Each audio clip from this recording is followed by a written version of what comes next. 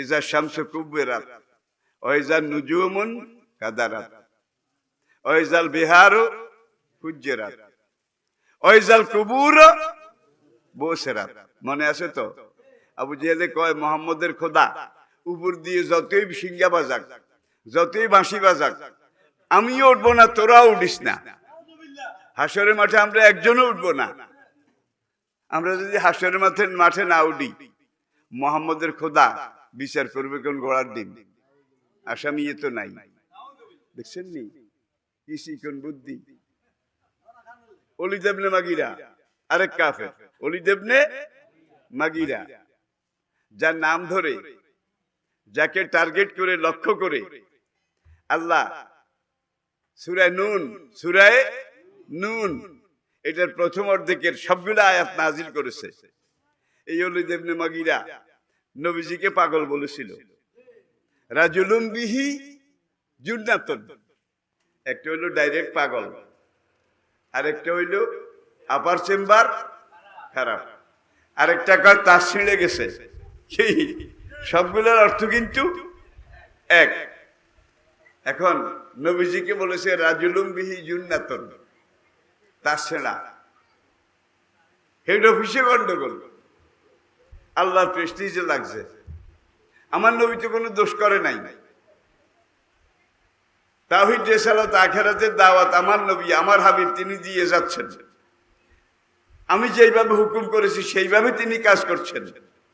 ফামান শাআ ফালিউমিন, যার মন চায় সে গ্রহণ করুক, আমান শাআ ফালিয়াকফুর, আর যার মন না চায় সে ফিরে যাক, রিটার্ন ব্যাক করুক, পাশ কাটিয়ে যাক।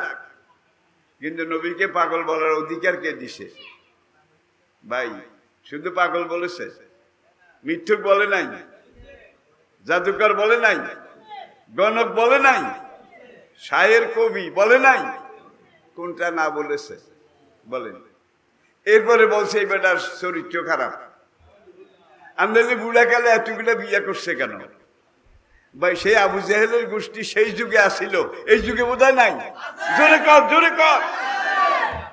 মুহাম্মদ খুব কামুক ছিলেন, কামুক। নাউজুবিল্লাহ বলেন জোরে, নাউজুবিল্লাহ।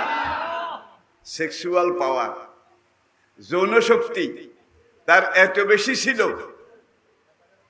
যে 50 বছর বয়সের পরে এতগুলা বিয়া করেছে, এতগুলা বিয়া করেছে। ভাই, তাহলে মানুষের যৌবনের আসল সময় কোনটা বলা লাগবে? আসল সময় হলো 3 এজ পর্যন্ত, 19। আর বিয়ের মূল বয়সটা এই টিনেজের 19-এর পর্যায় থেকে শুরু করে সামনে 21 বছর। তাহলে কত? 19-এর লগে 21 যোগ করেন না, কত? 40। তাহলে আল্লাহর নবী 25 বছর বয়সে মা খাদিজাকে বিয়ে করেছেন, এই প্রথম। খাদিজা যতদিন জীবিত ছিলেন নবীজি বোধহয় আরেকটা বিয়ে করেছে। জোরে বলেন। তাহলে যৌবনের আসল সময়টা তো এইটাই। কিন্তু এমন এক মহিলাকে বিয়ে করেছেন যে মহিলার এর আগে 3 বার বিয়ে হয়েছে। ওইসব ঘরে সন্তান, ছেলে মেয়ে ছিল। তাইলে বিগত যৌবনা, বিগত একেবারে বুড়ি, 25 বছরের একজন যুবক বিগত যৌবনা আধা বুড়ি মা খাদিজাকে নিয়ে যৌবনের আসল সময়টা পার করলেন। আর নবীজির বয়স যখন 51 বছর, খাদিজা ইন্তেকাল করে চলে গেলেন। এরপরে নবীজি বাকি বিয়েগুলা করেছে। তাইলে 50-এর পরে মানুষের যৌন উত্তেজনা বাড়ে কি একেবারে কমতে নিবু অবস্থায় যায়, ঠিক কিনা বলেন? যেই ব্যক্তিটি যৌবনের আসল সময়টা বিগত যৌবনা প্রৌঢ়া তিনবার বিয়ে হওয়া, স্বামী মরে যাওয়া, তিনবারে সন্তান সন্ততি হওয়া, এই মাকে বিয়ে করলেন। আর এই মাকে নবী একদিন বসে আছেন, মা এশার হুজরার মধ্যে সামনের দিকে, আতাহু জিবরাইল আলাইহিস সালাতু ওয়াস সালাম, জিবরাইল আলাইহিস সালাম আসলেন মানুষের বেশে, এসে বলে, ইয়া রাসূলুল্লাহ, আল্লাহ আমাকে একটা খবর নিয়ে পাঠাইছে, খাদিজাকে আল্লাহ সালাম পৌঁছাইয়া দেন। আল্লাহু আকবার।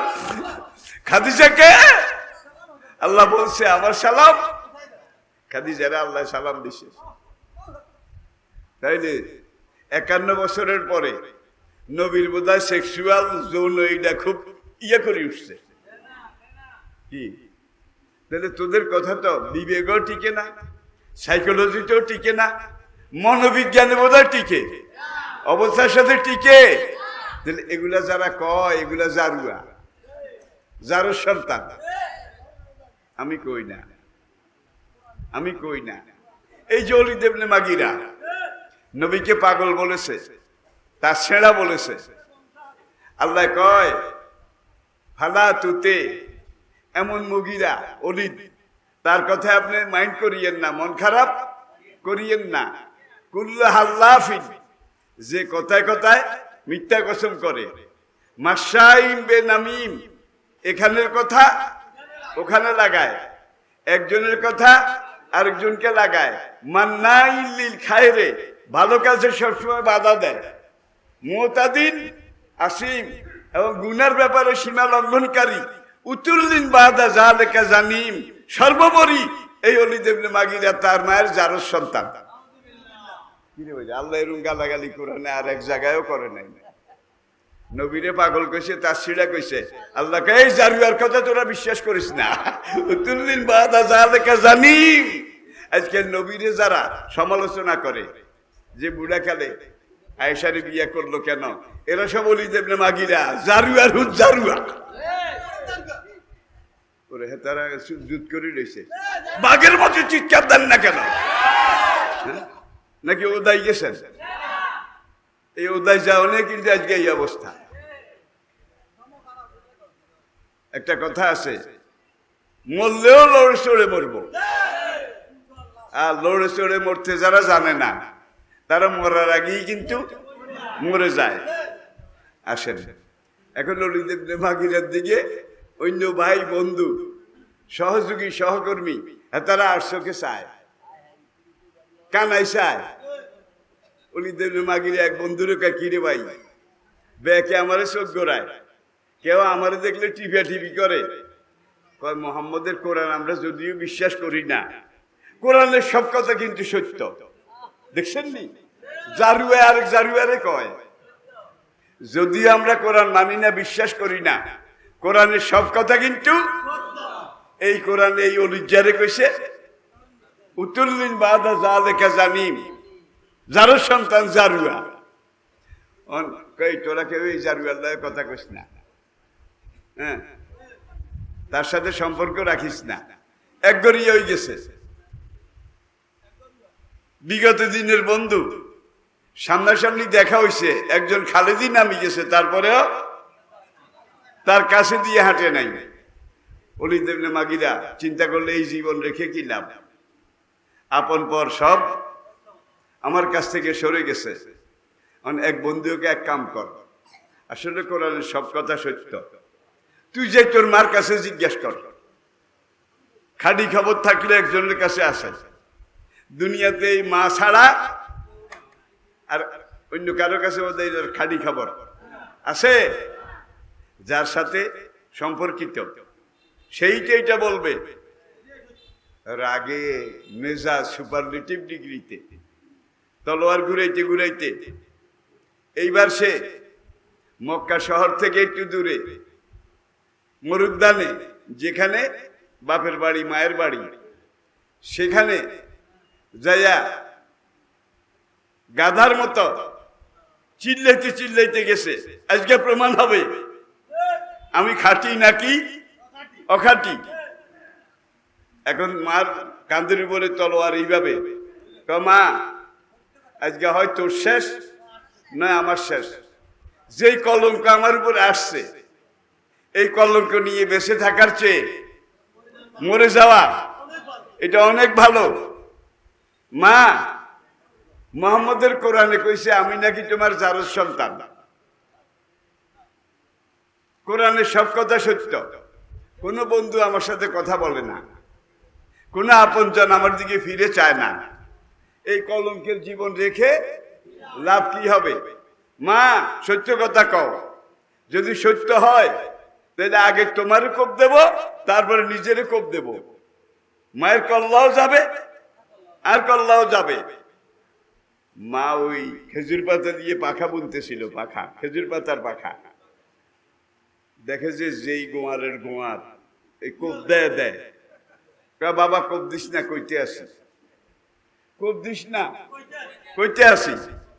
মা, এই জন্যই তো আসি, তাড়াতাড়ি কয় তোর বাবা যেদিন আমাকে বিয়ে করে প্রথম ঘরে এনেছিল, তোর বাবার আর আমার জীবনের প্রথম রজনী, হানিমুন, মধুচন্দ্রিমা যে রাতে ছিল, আমরা মিলতে যাব, এর আগেই একটা মারাত্মক জ্বর, ছোট কাইলে ওই বাত জ্বর, সান্নিবাতিক জ্বর, আজকের নাম এগুলো নাই।